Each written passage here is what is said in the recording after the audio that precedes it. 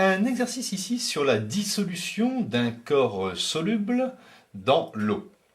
Alors, M correspond à la masse dissoute et T correspond au temps en heures. Et j'ai l'expression la masse de corps dissous en fonction du temps est égale à A exponentielle BT, avec A et B ici des réels. On me dit, au bout de 4 heures, il reste 11 kg des 45 kg initiaux. Il faut trouver les coefficients A et B. Alors, il y a deux informations dans ce texte. Ici, 45 kg initiaux. C'est-à-dire qu'à l'instant t est égal à 0. Et vous voyez ici que les conditions initiales, moi je les mets entre crochets. À l'instant t est égal à 0, la masse, donc je vais l'appeler m de 0, pour t est égal à 0, la masse est égale à 45 kg. Donc 45. Et je sais qu'au bout de 4 heures, à t est égal à 4, la masse au bout de 4 heures est égale à 11 kg. Donc je vais injecter ces informations dans l'écriture, dans cette écriture, afin de trouver A et B. Donc AT est égal à 0, M de 0 égale 45. Je remplace simplement T par 0. Je vais obtenir A exponentielle de B fois 0 est égal à 45. Ce qui me donne A exponentielle de 0, ici B fois 0 ça fait 0, est égal à 45. Et comme exponentielle de 0 ça fait 1, j'obtiens le coefficient A qui est égal à 45. Je peux donc recopier ici, tout de suite, A est égal à 45. Je vais exploiter maintenant le fait qu'à T égale 4, c'est-à-dire au bout de 4 heures, la masse restante est égale à 11 kg. Bon, je remplace simplement T par 4. J'obtiens 45 exponentielle de 4b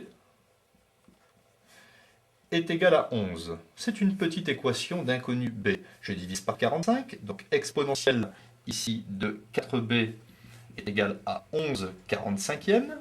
Donc pour avoir 4b, je passe au logarithme. Logarithme de exponentielle de 4b est égal à logarithme de 11 sur 45. Logarithme et e s'éliminent.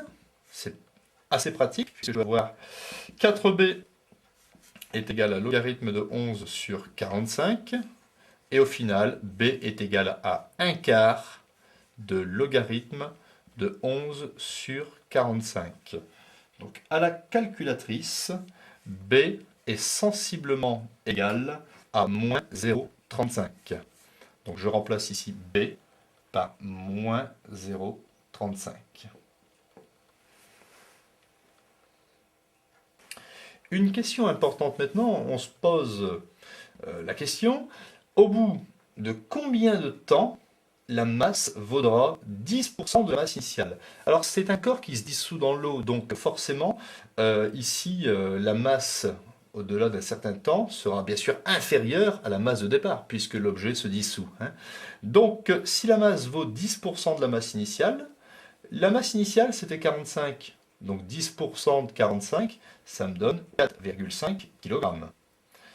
Donc je vais remplacer la masse restante par 4,5 et je vais isoler l'inconnu T. Ça sera la solution. Donc j'obtiens l'équation 45 exponentielle de moins 0,35 T, ou je peux l'appeler TR pour temps restant. Donc on y va. 45 exponentielle de moins 0,35t est égal à 4,5 kg. Donc je divise par 45.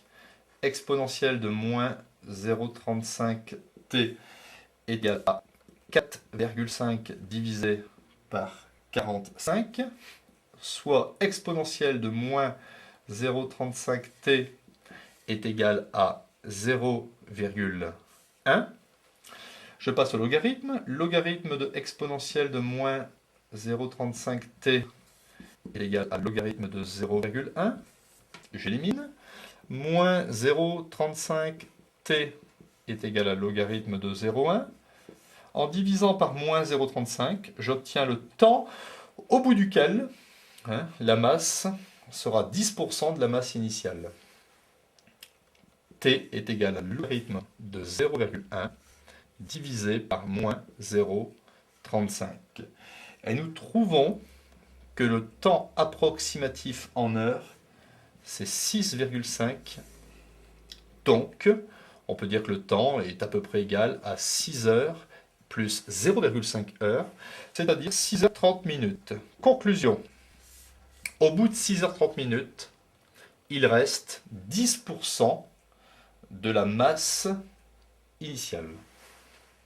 J'ai représenté ici sommairement sur ce graphe la loi de décroissance de la masse dissoute, qui est une exponentielle décroissante. À t est égal à 0, on retrouve ici exponentielle de 0, ça fait 1, donc 45 kg. Au bout de 4 heures, si on remplace t par 4 et que l'on calcule, on retrouve 11 kg. Il reste 11 kg de corps. Et ici, au bout de 6 heures, 6,5 heures, donc 6 heures 30 minutes, il reste 4,5 kg. Donc on voit que lorsque t tend vers plus l'infini, exponentielle de moins l'infini, ça fait 0. Donc la masse restante tend vers 0. Dans une question suivante, il faut montrer que la vitesse de dissolution du corps, qui est la dérivée de m par rapport au temps, est proportionnelle à la masse restante. C'est-à-dire que, en gros, plus il reste de corps à dissoudre, plus la vitesse de dissolution est grande. Moins il reste de masse à dissoudre, et moins la vitesse de dissolution est grande.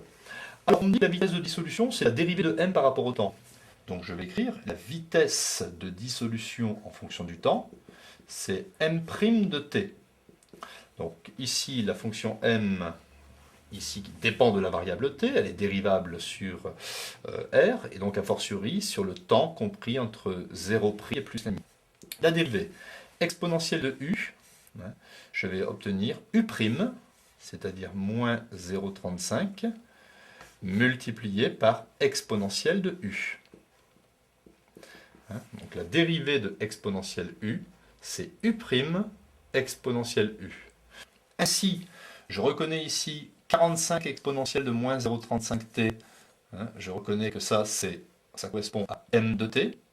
Je peux donc écrire que la vitesse de dissolution du corps est égale à moins 0,35 multiplié par m de t.